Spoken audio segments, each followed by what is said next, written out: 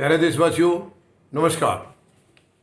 बिहार के भागलपुर जिले के एक गांव में अवैध पटाखा बनाने का काम चल रहा था और उसमें अचानक से विस्फोट हो गया। उसके अंदर 14 लोगों की मौत हो गई है और 10 लोग गंभीर घायल हुए हैं। गंभीर तौर पर 14 लोगों की जिंदगियां चली गई हैं। ये कोई महेंद्र मंडल नाम का आदमी है, उसका घर है। और 2008 में भी इसके अंदर ऐसे ही धमाका हुआ था जिसमें इनकी पत्नी की मौत हुई थी और 2 अन्य लोग थे। तो ये चलिए, जो आदमी गलत काम कर रहा है वो तो दोषी है ही है, इसमें कोई दो राय नहीं है। यानी अवैध काम क्यों किया उसने शुरू हुई उसके, और एक बार हादसा हो चुका है उसके बाद भी नहीं संभला। लेकिन मैं इसके अंदर सरकारों की नाकामी और नालायकी भी मानता हूँ। कोई भी अवैध काम जब शुरू होता है वो बिना सरकार की या बिना पुलिस की मदद के, बिना इनकी मिली भगत के कभी हो नहीं सकता है। कोई भी काम लगा लीजिए आप, कोई मिलावट का है और कोई चीज़ है, कोई भी गलत काम तभी पनपता है जब उसको सरकार का, पुलिस का, कहीं न कहीं से इनका साथ मिले।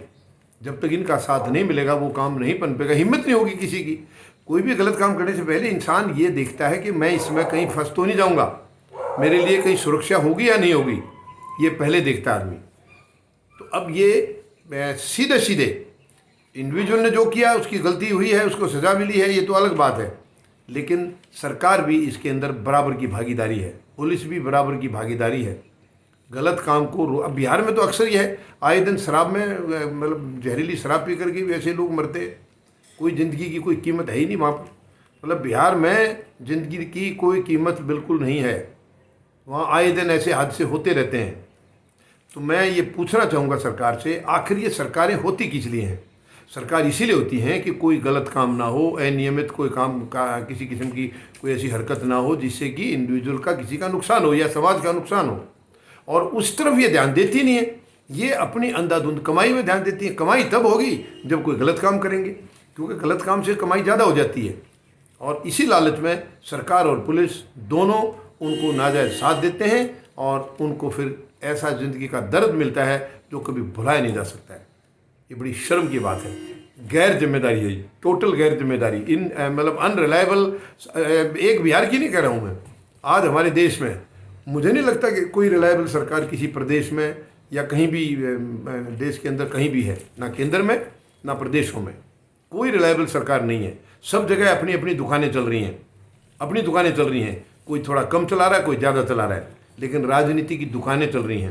राजनीति का आज केवल इतना ही हो गया कि हमें संरक्षण मिल जाए, हम वहाँ चुन के चले जाएं, संरक्षण मिल जाए।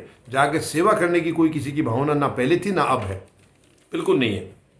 तो ये मिलावट का काम या अवैध तरीके से किसी काम को करना, चोरी करना, हेराफेरी करना, गलत लोगों को जाल में फंसाना, ये सारे उसी श्रेणी में आते हैं, उसी श्रेणी में आते हैं। और ये साफ़ सुथरा प्रशासन होगा तभी ये चीज़ें रुकती हैं।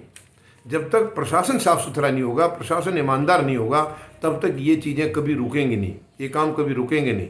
और ये प्रशासन की ईमानदार होने की इस देश के अंदर, वर्तमान माहौल के अंदर कोई संभावना नहीं है, क्योंकि जो भी लोग जनप्रतिनिधि चुन के जा रहे हैं वो गैर जिम्मेदार लोग हैं, वो पार्टियों द्वारा स्थापित किए गए लोग हैं। पार्टी कभी भी ऐसे लोगों को स्थापित नहीं करती जो जनता की सेवा करें, वो केवल ऐसे लोगों को ही भेजती है जो इनकी सेवा करें। मतलब गुंडागर्दी करके, बदमाशी करके, चोरी हेराफेरी करके किसी न किसी तरीके से पार्टी के अंदर पैसा लाया जाए, पार्टी के नेताओं के लिए पैसा लाया जाए, ऐसे लोगों को वहाँ चुन के भेजते हैं। जो जनता की सेवा करे ऐसे लोगों को कभी नहीं भेजेंगे, क्योंकि जो जनता की सेवा करेगा वो पार्टी को कमा के नहीं देगा। पार्टी को कमा के देने वाला तो वही होगा जो नाजायज़ काम करता है, गलत काम करता है।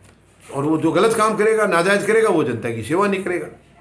तो ये इतना दुखद माहौल है। ये जिस परिवार के इस तरीके से आदमी चले जाते हैं उसके ऊपर क्या गुजरती है, क्या सरकार को इसका अंदाज़ा भी है?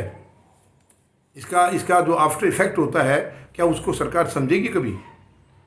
बहुत दुखद है ये। मैं केवल बिहार की सरकार से नहीं, देश भर की सरकारों से, केंद्र सरकार से भी और पूरी राज्य सरकारों से निवेदन करूंगा, मेहरबानी करके अपने चंद लालच के लिए, अपने चंद छोटे से हित के लिए किसी की ज़िंदगियां बर्बाद मत करिए। आप मत ऐसे बर्बाद करिए ज़िंदगियां, इससे उस परिवार को जीवन भर का दर्द मिल जाता है और वो दर्द कभी ना जाने वाला होता है। देखिए, मरना सबको है, इस धरती पर जो आया है वो एक दिन जाएगा, लेकिन अपनी आई मौत मरना अलग बात है। और ये इस किस्म की जो जालसाजी की और हादसे की जो मौत है, ये दर्द कभी नहीं जाता है, कभी नहीं जाएगा ये दर्द। लेकिन अब कैसे करें, उम्मीद नहीं है बिल्कुल भी। पूरे देश में सरकार कहीं भी रिलायबल नहीं है, कहीं भी ईमानदार नहीं है। उनको केवल अपना लालच हमेशा सताता रहता है। चुनाव के अंदर इतना भारी भरकम खर्च करेंगे, इतना गलत तरीके से खर्च करेंगे। वो क्यों? क्योंकि इनको दुकानें चलानी बाद में। जनता की सेवा करने के लिए कोई इलेक्शन में खर्च करके नहीं आएगा।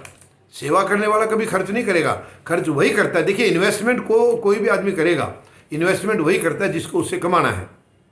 तो ये लोग चुनाव में जो खर्च करते हैं वो इनकी इन्वेस्टमेंट है, फिर उसको गलत तरीके से खूब दबा के कमाना। जितना खर्च किया उससे कई सौ गुना वो कमाते हैं। तो ये इन्वेस्टमेंट बहुत बेकार है, बहुत गंदी है। मैं देशवासियों से निवेदन करूंगा, ऐसी इन्वेस्टमेंट बंद कराई जाए, ऐसे लोगों का चुनना बंद करिए। और जहाँ जहाँ सरकार रिलायबल नहीं है, पुलिस रिलायबल नहीं है, मेहरबानी करके आप सड़कों पर आएँ और आप इस प्रशासन को साफ करने में हमारी मदद करें। फौजी जनता पार्टी इसी काम में लगी हुई है कि साफ सुथरा प्रशासन पूरे देश भर में दिया जाए, केंद्र में भी और तमाम राज्यों में भी। साफ सुथरा ईमानदार प्रशासन जो जनता के प्रति जवाबदेह हो, ईमानदार हो, जनता की तरफ अपने फ़र्ज को समझे कि हम किस लिए चुन के आए हैं। जनता जिसको जनप्रतिनिधि के तौर पर चुनती है उसको कुछ आशाएं होती हैं, उससे कुछ उम्मीद होती हैं, तभी जनता चुन के भेजती है। लेकिन आज उनकी उम्मीदों पर कोई खरा नहीं उतरता है।